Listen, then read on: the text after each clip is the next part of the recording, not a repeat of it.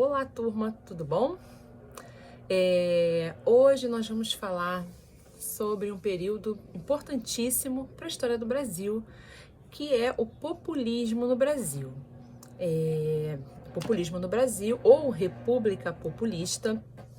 Esse período vai de 1946 a 1964, até os militares assumirem aí, chegarem ao poder em 64, tá? É um período importantíssimo para o Brasil, apesar de um pequeno recorte de tempo. Mas vai ser aí um período de grande desenvolvimento para o Brasil, tá? E esse período fala... nós temos aí nesse período, né, de populismo, 5 presidentes emblemáticos para a história do Brasil. Então, para a gente entender todo esse contexto histórico de populismo, a gente precisa voltar um pouquinho em Era Vargas, tá? No seu jeito ditador de mandar, que por pressão dos Estados Unidos e do Exército Brasileiro, ele renuncia, tá? Quem não lembrar, dá uma olhadinha lá no vídeo de Era Vargas, né, que a gente já postou, e vai ver esse período aí, tá? Por conta disso, o Brasil vai viver nesse período de democracia, tá? Esse período do populismo é um período que o Brasil vive uma verdadeira democracia. Existe aí uma pressão muito grande dos Estados Unidos por essa democracia, tá? Até porque os Estados Unidos estão lutando contra lá o socialismo da União Soviética, tá? E desses 5 presidentes, eles terão que respeitar a Constituição, essa Constituição democrática agora que o Brasil está tendo, que será criada, né? Porque se eles não aceitarem essa Constituição democrática, eles nem continuariam no poder, tá? Ou se fossem contra os Estados Unidos, fatalmente não cumpririam o seu mandato, como vai acontecer aí com 2 presidentes, tá? Eles vão ser contra os Estados Unidos e eles não vão cumprir o seu mandato.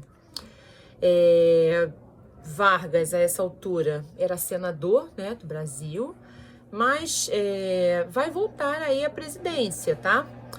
E aí, antes de falarmos sobre os presidentes, a gente precisa entender o que é populista, né? O que é isso? O que é populismo, gente? Por quê, né? Porque todos os presidentes que nós vamos falar, eles têm, assim, um cunho populista, eles têm aquela coisa do tom demagogo de falar com as pessoas, eles sabem falar com as massas populares, ele tem todo um vocabulário correto para falar com aquelas pessoas carentes, né? As pessoas que precisavam do apoio, né? Enfim, eles sabem falar. E isso foi ensinado por quem? Por Getúlio Vargas, tá? Getúlio Vargas, na verdade, soube ensiná-los muito bem como falar com as massas populares, tanto é que recebe o nome de pai dos pobres, né?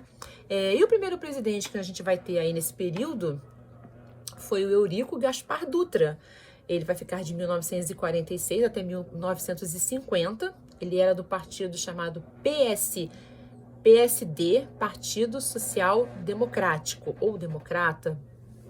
Ele era militar. E o Vargas também foi desse partido, tá? E o que Dutra fez, gente? Dutra, ele vai se alinhar aí aos Estados Unidos e isso vai resultar num investimento americano aqui no Brasil, tá? Um empréstimo. E por aí vai. E dentro do governo de Dutra vai ser criada uma nova Constituição. Nessa nova Constituição brasileira de 1946, é uma Constituição democrática, que vai permitir, por exemplo, o voto universal. Voto universal é onde o voto que a gente tem hoje em dia, todo mundo vota, homens, mulheres, tá? E o voto que vai ser secreto. Antes o voto não era secreto. Agora vai começar no governo de Eurico, o voto, além de universal, passa a ser secreto. Mas o Brasil, gente, ainda é muito carente de investimentos em todos os setores, apesar de antes, né, com o Getúlio Vargas, todas aquelas mudanças trabalhistas, com tudo isso, o Brasil ainda vai se mostrar muito carente em certas questões, em alguns setores. Então, o que vai acontecer? Por isso que Dutra vai criar um plano, sempre apoiado pelos Estados Unidos, tá? Ele vai criar um plano chamado SALT, Plano SALT. SALT de saúde, alimentação, transporte e energia. Esse SALT, o né, no final, muita gente pensa que é educação, mas a educação, como sempre, fica sempre para último plano. Esse aí é de energia, tá? São as iniciais no caso. Nesse plano foi ainda criada. Dentro desse plano foi criada a usina hidrelétrica de São Francisco, tá? Essa usina começou a ser construída na era Vargas, mas ela só vai ser inaugurada no governo Dutra. O Brasil tem bacias hidrográficas tremendas, né? Então nós vamos explorar isso aí, né? Para trazer energia, trazer mais energia para a população. Outra obra feita pelo Plano SALT é a construção da rodovia Dutra, a rodovia que vai ligar aí São Paulo, Rio, São Paulo, né? Aí tem gente que vai chamar de rodovia Rio-São Paulo, ou via Eurico Gaspar Dutra, mas é a nossa Via Dutra que a gente conhece aí, tá? Vai para São Paulo, você passa pela Via Dutra. Muito utilizada até hoje, né? Isso foi também no governo de Eurico Gaspar Dutra. E aí, o que mais? Esse plano SALT também foi considerado fracassado. Mesmo com todas essas obras, né? A hidrelétrica, a Via Dutra, ele foi um plano considerado fracassado. Por quê? Ele foi um plano em que ele prometeu demais e fez pouco. Ele não, o tanto que ele foi promovido e a fazer mundos e fundos, ele fez pouca coisa pelo Brasil. Então ele foi considerado um plano fracassado. E aí, mesmo com a construção da hidrelétrica, mesmo com tudo, tá? E aí, nessa construção da rodovia, parou aí, não vai ter mais nada, tá? Dutra, depois de Dutra, acabou, né? Acabou o mandato dele, ele foi considerado não muito bom. No início ele vai ser considerado um bom presidente, mas depois, por causa do plano, que ele não consegue cumprir tudo que o plano SALT tinha prometido, ele é considerado fracassado e termina o mandato de Dutra. Quem entra após Dutra?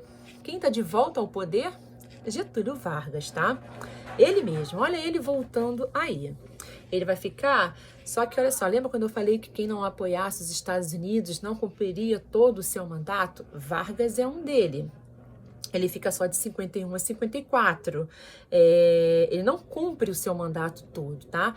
Ele é do partido do PTB, tá? Partido do Trabalhador Brasileiro. Esse período também é a primeira vez, né, na vida que Getúlio Vargas, ele é eleito pelo povo. Porque lembra bem, ele em 1930, ele dá um golpe nos paulistas, né? Aquela coisa de revezar paulista e mineiro. Em 34, ele é eleito pelo voto indireto, tá? Não foi o povo que votou nele. E em 37, ele cancela a eleição que ia ter, né, de 38, dá um golpe em si mesmo, se mostrando um ditador, né, diz, estão ouvindo aí,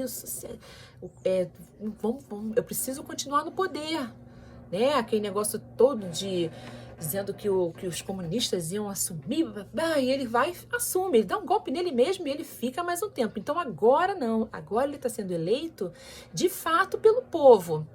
Em 34, ele é eleito pelo voto indireto, tá? E aí, gente, o que vai acontecer? Muita gente pensa assim, poxa, o povo gostava mesmo, né, de Getúlio Vargas. Gente, lembra bem, ele fez muita coisa pela população, realmente, né? Aquelas leis trabalhistas, salários, férias, descansos semanais, isso tudo, na verdade, agradou, assim, a população.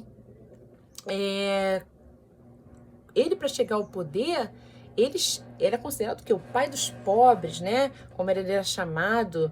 E ele fazia realmente muito pelos trabalhadores, né? Isso ajudou para que ele fosse eleito agora pelo povo, pelos benefícios que ele já havia feito. E Vargas, ele vai exercer uma política nacionalista, tá?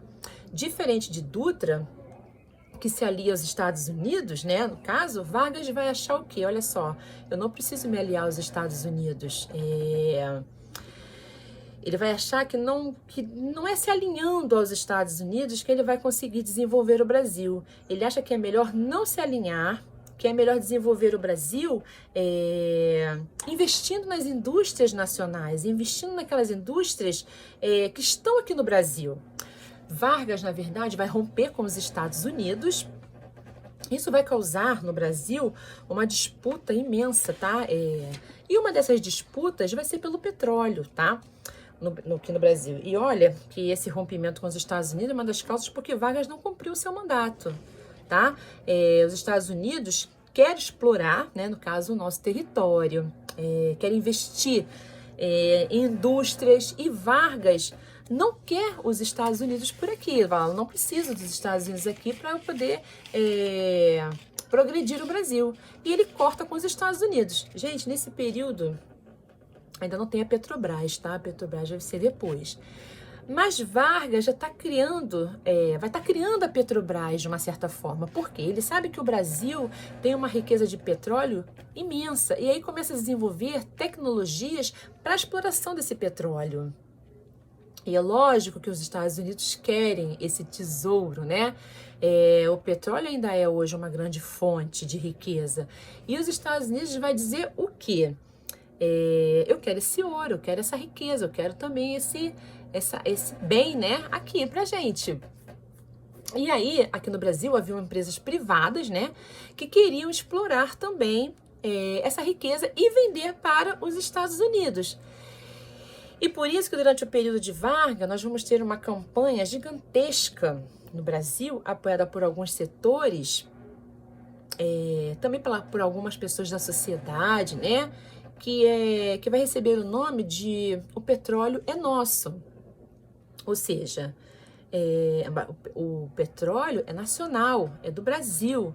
E os Estados Unidos ficam com muita raiva disso. E esses grupos aqui no Brasil, que eram contra a estatização do petróleo, né, brasileiro, o Vargas vai chamar de grupos entreguistas. O que são grupos entreguistas? São justamente esses grupos que não querem a estatização do petróleo brasileiro. Entre esses grupos, nós vamos ter um grupo chamado UDN. Essa UDN vai ser totalmente contra Getúlio Vargas, tá? Vai ser a oposição de Getúlio Vargas. Eles queriam privatização de todas as nossas riquezas. E um líder desse partido, Carlos Lacerda, que inclusive era governador do estado da Guanabara, era inimigo de Getúlio Vargas.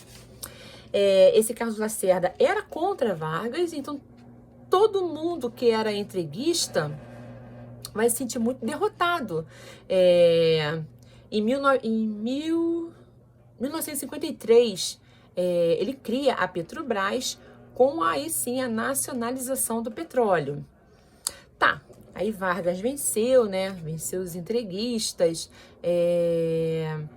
mas só que por conta disso, a pressão em cima do Vargas aumentou muito, tá? E aí uma medida de prejudicar o Vargas acontece num episódio que ficou conhecido como Rua dos Toneleiros. Rua dos Toneleiros. O que foi essa Rua dos Toneleiros aqui no Rio de Janeiro? Esse Carlos Lacerda estava chegando em casa junto com um major da aeronáutica. E aí, Rubens Vaz. Eles estão chegando em casa, né, na casa do Carlos Lacerda para o jantar, e eles sofrem um atentado. Carlos Lacerda leva um tiro e esse da aeronáutica, esse major da aeronáutica morre. É logicamente que a culpa cai em cima de quem? Cai em cima de Getúlio Vargas. Tem partes de algumas histórias que vão dizer que a própria UDN causou isso, que era para justamente queimar o filme de Getúlio Vargas diante da população. E tem gente que vai dizer que não, que Getúlio Vargas realmente mandou atirar no seu opositor político, o Carlos Lacerda. Enfim, mas esse major da aeronáutica, ele morre, né? E aí vai se descobrir mais para frente que quem, na verdade, atirou neles foi o motorista segurança do Getúlio Vargas, Gregório Fortunato, né?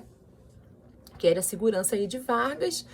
E aí, até hoje, se tem essa dúvida se foi realmente esse Gregório Fortunato que atirou ou foi a UDN que armou tudo isso para incriminar Getúlio Vargas, tá, gente? E aí, o que vai acontecer? Essa pressão sobre Vargas aumentou muito. E os jornais começaram a questionar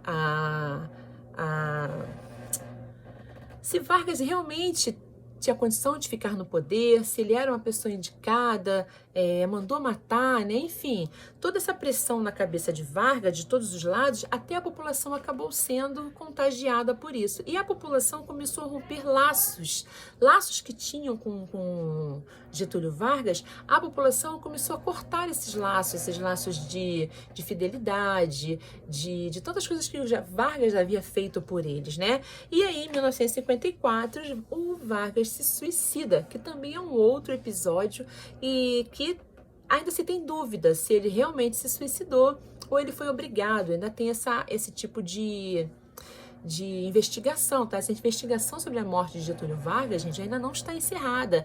Por quê? Uma parte vai dizer que ele se suicidou lá no Palácio do Catete, ele deu um tiro no próprio peito e tal, porque ele não aguenta a pressão, ele deixa uma carta dizendo, uma carta que ele vai dizer que ele lutou pela população, que ele lutou pelos interesses da população, e a população agora estava esquecendo dele, que os grupos entreguistas tentaram acabar com a imagem dele. E no final da carta, depois de todo o texto, ele diz que ele deixa essa vida para entrar para a história. Então, ainda há muita controvérsia nessa história da morte de Getúlio Vargas, porque esse processo ainda não está encerrado. Ele se suicidou, ele foi obrigado a se matar, né?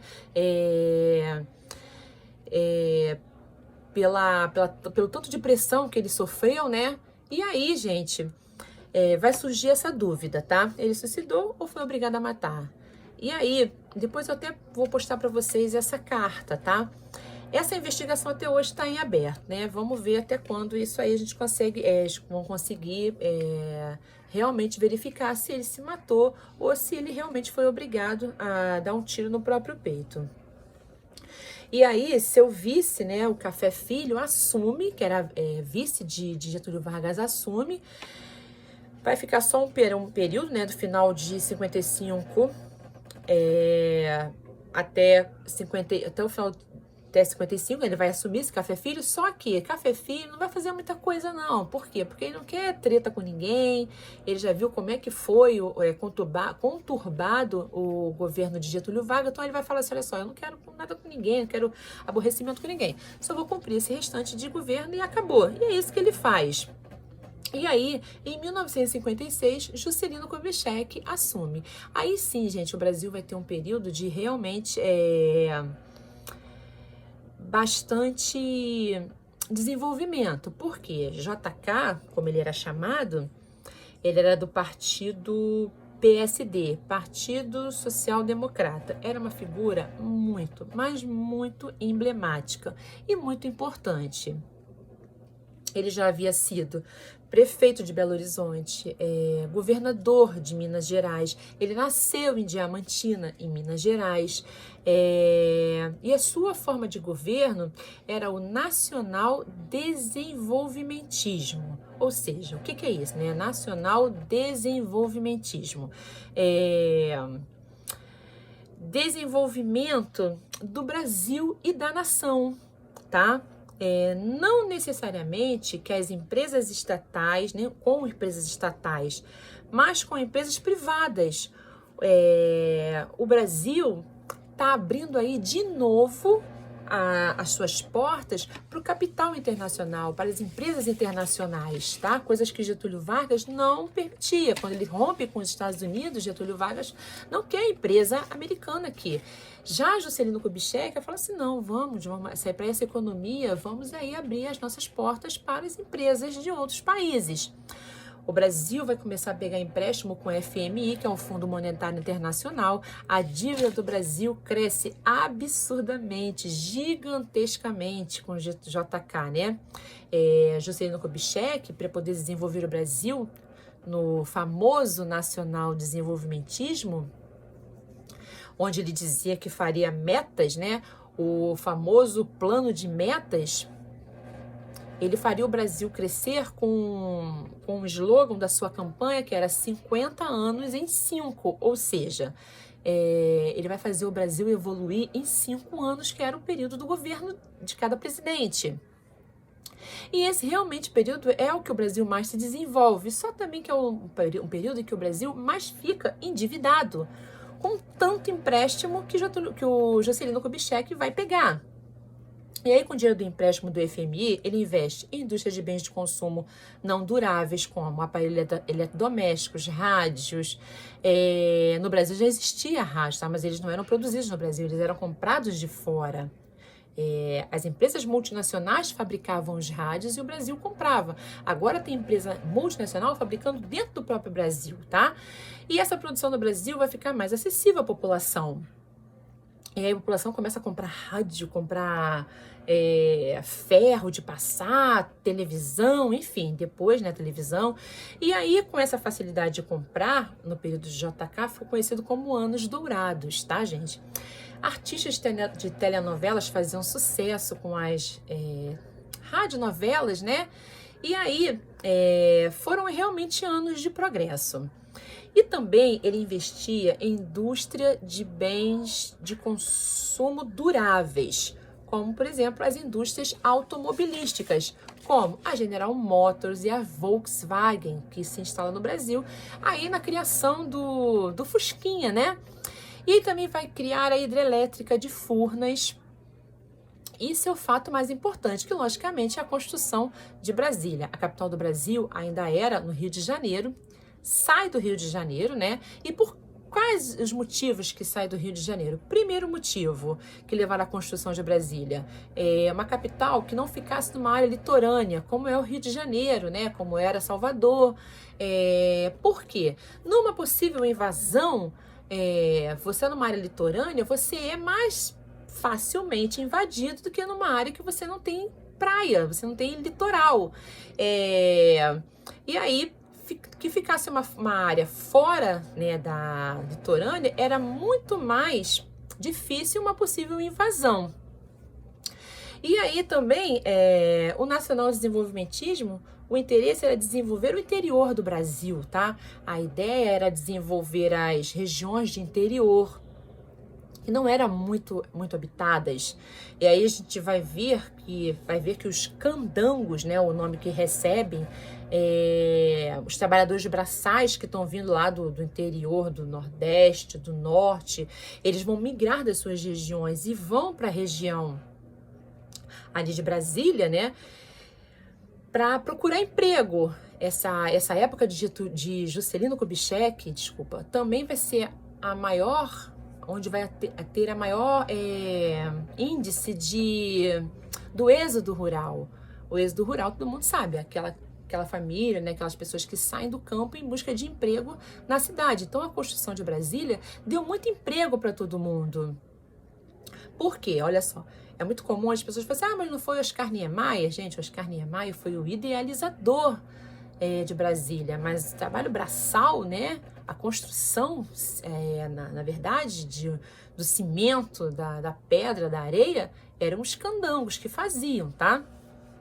E aí também ele vai fazer Juscelino Kubitschek vai criar a SUDENE. A SUDENE era Superintendência do Desenvolvimento do Nordeste. Ela não chegou a funcionar, tá? Ela vira uma empresa fantasma. E por conta da SUDENE e de tantos outros investimentos de empréstimos com FMI que o Juscelino Kubitschek fazia, ele vai ser acusado de corrupção. Ele conclui o seu mandato, tá?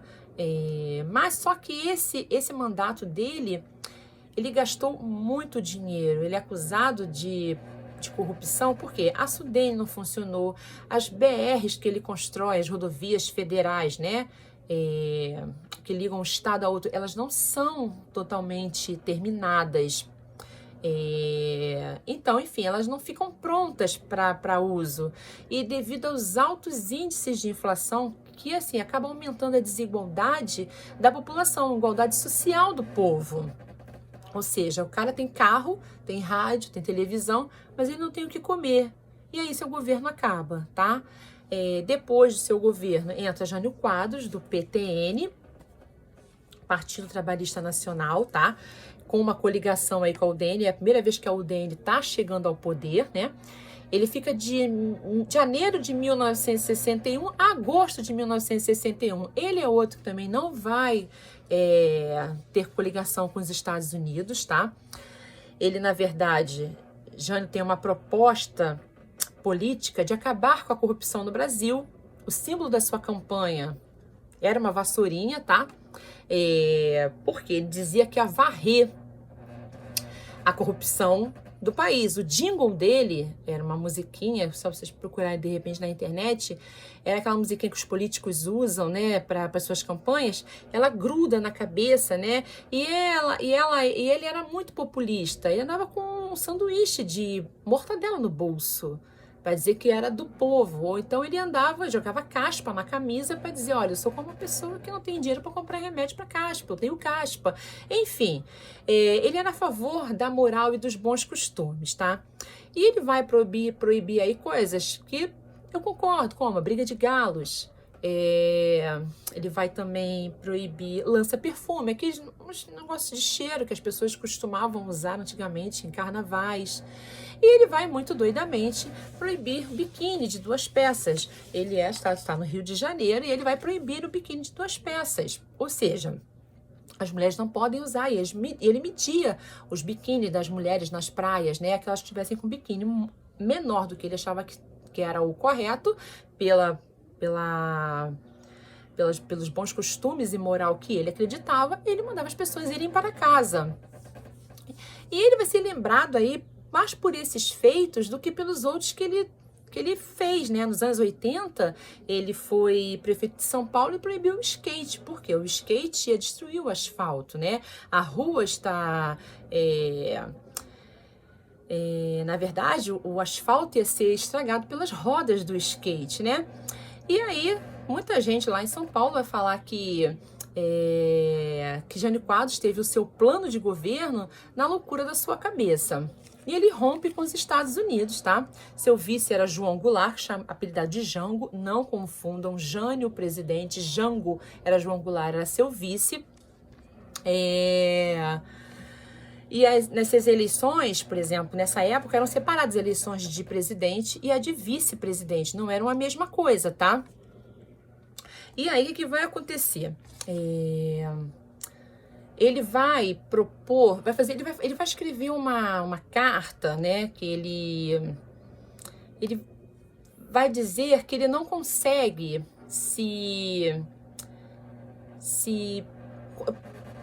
como é que é o nome, meu Deus, que me fugiu a palavra agora?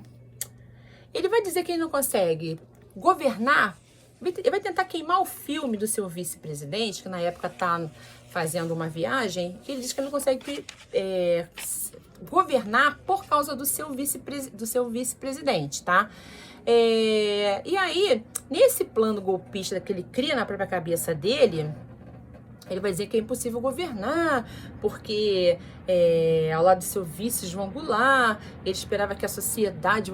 Só que ele pensa que a sociedade vai apoiar. E a sociedade, na verdade, não apoia. Ele vai dizer que forças ocultas me impedem de governar. Não tinha força oculta nenhuma.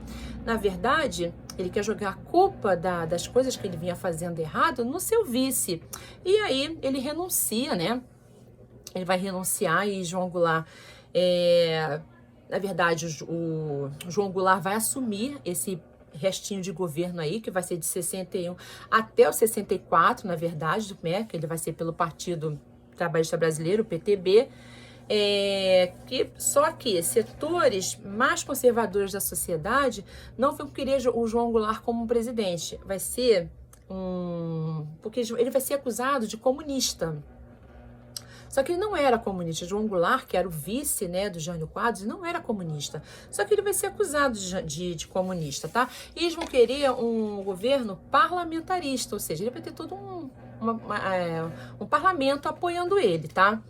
Ele vai, na verdade, João Goulart vai ser um presidente com poderes reduzidos, tá? E de 61 a 63, vai ter um plebiscito, que aí vai ter sim a volta do presidencialismo. No final do seu mandato, João Goulart, ele volta a ser um presidente autônomo. Mas antes disso, ele vai ser um presidente que ele vai precisar ter todo um apoio. Ele só no final de 64 é que ele vai ser um presidente de fato, tá? Antes disso ele não consegue. E aí, nesse período curto, né, que é de 63 a 64, que João Goulart governa, ele cria o Plano Trienal, que é uma proposta econômica aí para o Brasil, tá? Ele vai tentar reduzir as importações, estimular que o mercado brasileiro seja mais utilizado, desenvolvesse mais, enfim. Ele também tem muita influência das ligas camponesas, que eram movimentos sociais. Enfim, gente, essas ligas camponesas, eles eram assim, movimentos sociais, tipo o MST que a gente tem hoje em dia. Ele vai dizer que com essa liga camponesa, ele vai redirecionar a divisão de terra, ou seja, dar terra para quem não tem, né? Enfim, é a mesma coisa que o MST faz hoje. E em 64, ele assume que vai fazer essas coisas, redistribuir terras, enfim, dar terra para os carentes. Isso vai incomodar em alguns setores, tá? Alguns setores conservadores, como o exército, como empresários, como a Igreja Católica, que possuía muitas terras. A Igreja Católica não vai querer doar as suas terras para as pessoas carentes. Então, essas atitudes de João Goulart vão incomodar as pessoas, tá? E aí surge, enfim, o golpe militar, em 64, os setores conservadores, principalmente a Igreja Católica, vai promover aí uma marcha da família com Deus contra João Goulart, tá? Que eles pregavam a tradição, família e propriedade. Era o clamor popular, né? Foi muito grande, com mais de 100 mil pessoas. E aí em Minas Gerais, nos estados mais conservadores, né, Juiz de Fora, um general importante para a história do Brasil, o general Olímpio Mourão Filho, junto com outros apoiadores aí, outros setores conservadores, anunciam que o exército, na verdade, que o exército vai tirar João Goulart do governo. O exército ainda vai estar aqui no Rio de Janeiro, né? Mas vai falar assim, olha, vamos ter lá onde João Goulart está e vamos tirar ele do governo, vamos dar um golpe militar nele.